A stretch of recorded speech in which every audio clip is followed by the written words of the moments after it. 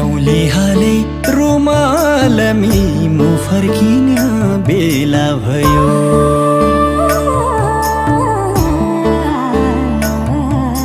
स्याउली हालै रुमालमी म फर्किन बेला भयो।